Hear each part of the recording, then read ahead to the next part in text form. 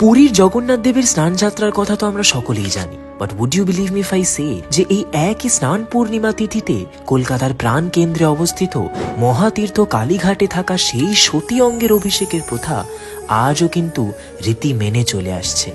যেই বেদিতে মা বিরাজমান তার অগ্নিকোণে সংরক্ষিত রয়েছে সেই অমূল্য সতী অঙ্গ।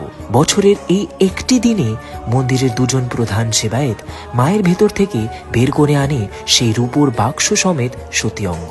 এক বিশাল রূপোর গামলায় সেই অমূল্য সতী অঙ্গ রেখে এক সোনার কমণ্ডলু দিয়ে করানো হয় তার মহা অভিষেক।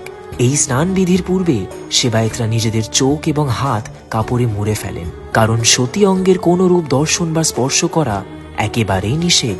মায়ের সেই পবিত্র স্নানের জন্য প্রত্যেকটি সেবায়েতের বাড়ি থেকে আসে এক ঘড়া করে জল। স্নান সম্পন্ন হলে 3টি খাঁটি সোনার জড়ি বিশিষ্ট বেনারসি শাড়িতে সেই সতী অঙ্গ মুড়িয়ে পুনরায় বাক্সে রেখে মায়ের দেহের অন্তঃস্থলে স্থাপন করা হয়। তাই স্নান পূর্ণিমার সেই পবিত্র তিথিতে একবার হলেও মায়ের দর্শন করতে ভুলবেন না।